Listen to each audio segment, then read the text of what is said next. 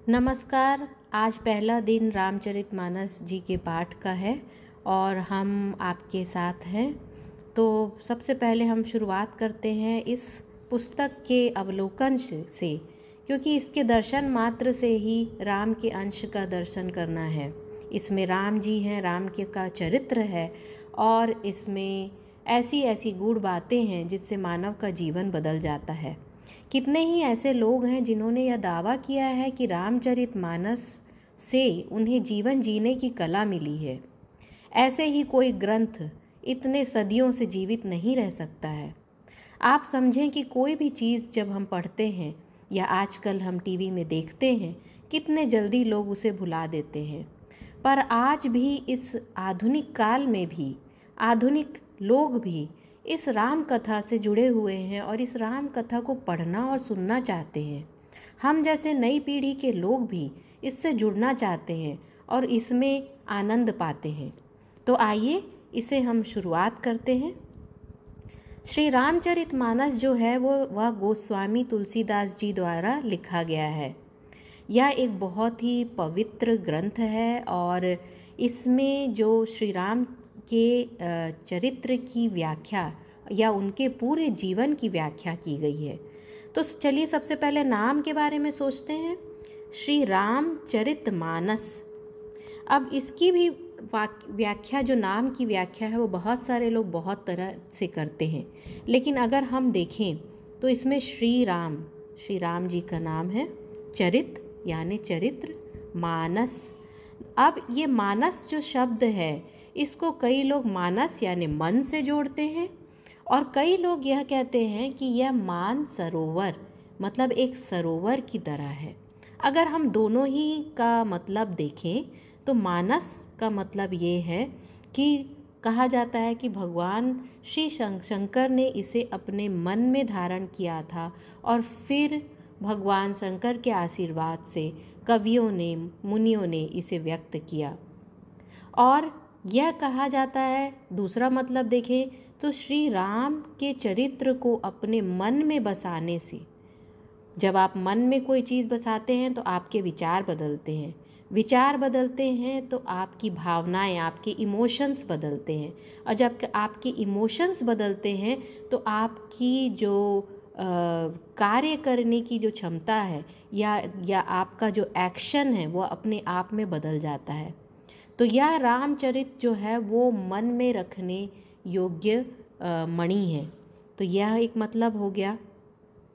दूसरा कहा जाता है कि जब श्री कवि वाल्मीकि जी ने जब रामायण लिखी थी, तो रामायण का मतलब होता है राम की यात्रा, मतलब कि उनका पूरे जीवन का वृत्तांत।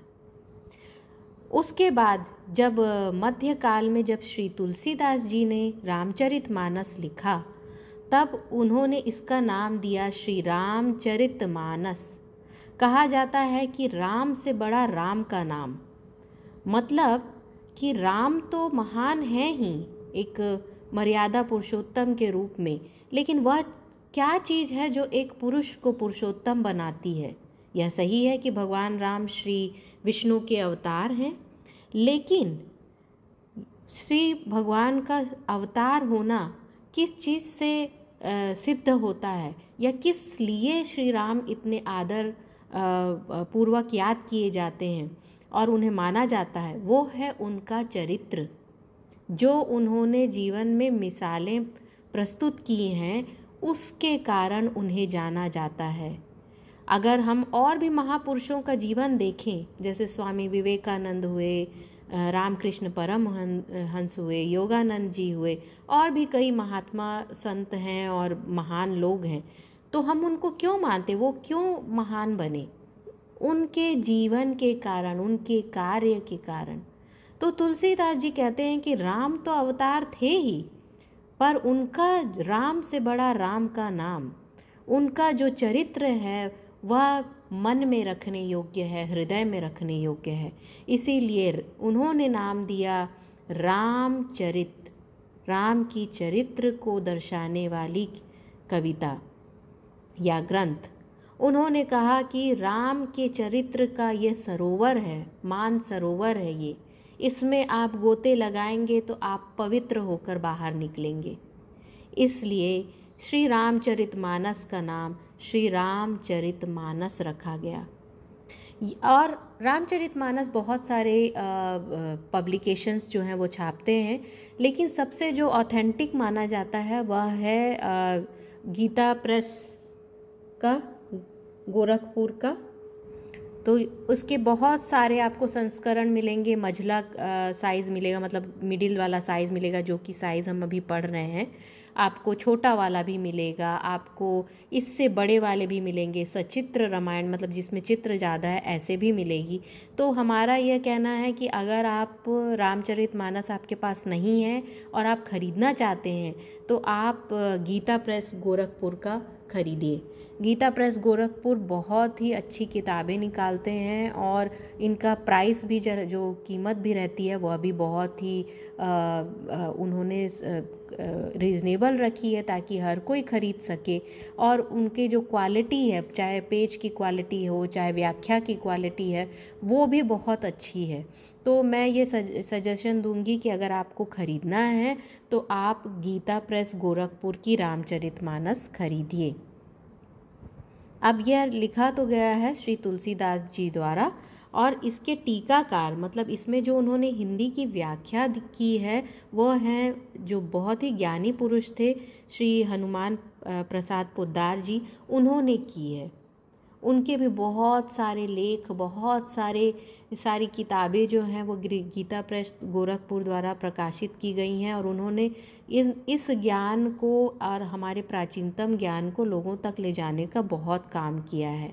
तो यह है श्री रामचरितमानस का एक छोटा सा संक्षिप्त इंट्रोडक्शन, जो कि मुझे लगता है कि एक कॉमन शब्द में, साधारण शब्दों में इसे समझने के लिए ज़रूरी था। ठीक है, तो आइए हम इसे पढ़ना शुरू करते हैं और देखते हैं कि इसमें है क्या। तो प्रथम पृष्ठ ये देखिए, निवेदन के साथ साथ शुरू होता है। श्री हरि का नाम है और हम श्री गणेश जी का नाम लेकर, श्री शिव पार्वती जी को प्रणाम करके, श्री गोस्वामी तुलसीदास जी को प्रणाम करके, श्री हनुमान जी को प्रणाम करके, फिर श्री हरि, विष्णु और श्री राम और सीता मैया को प्रणाम करके, भरत जी, शत्रुघ्न जी और लक्ष्मण जी को प्रणाम करके, पूरी रघुकुल को प्रणाम करके हम उनका आशीर्वाद लेते हैं और इस ग्रंथ को पढ़ना शुरू करते हैं। तो ये इंट्रोडक्शन दिया गया है।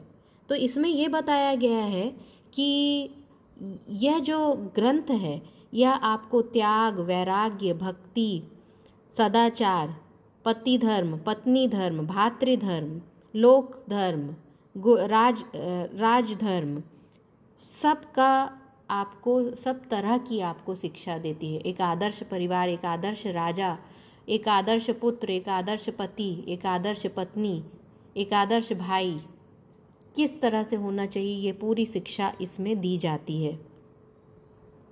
और उन्होंने, लेखक ने कहा है कि इसमें आप देखेंगे कि बहुत सारे रामायण के वर्शन हैं, बहुत सारे रामायण लिखी गई हैं, उसकी व्याख्या भी बहुत सारे संत महात्माओं ने किया है। और जितनी बार भी आप लिखो उतने बार एक नया अर्थ निकल के सामने आता है।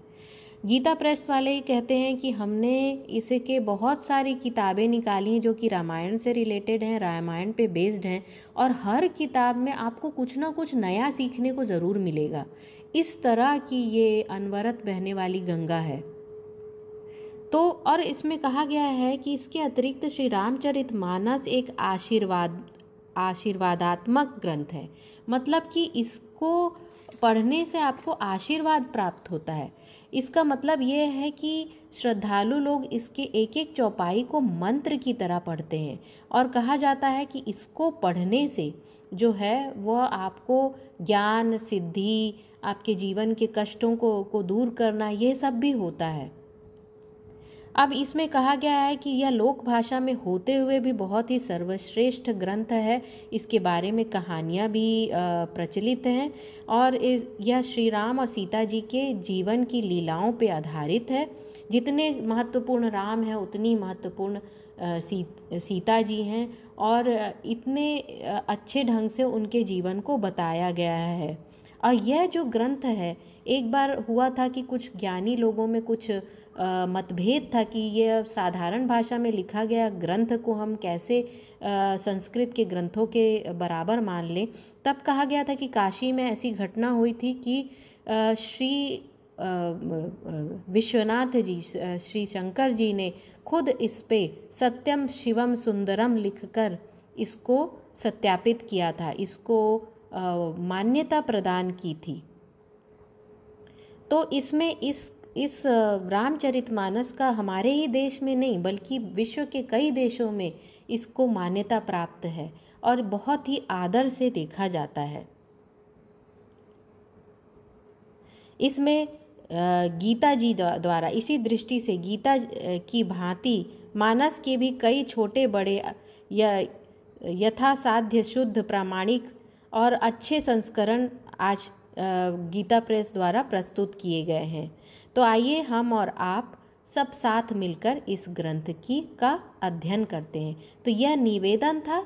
उसके बाद आप देखें कि यह विषय सूची शुरू होती है जिसमें कांड का नाम दिया गया है। बाल कांड है, आपका अयोध्या कांड है, फिर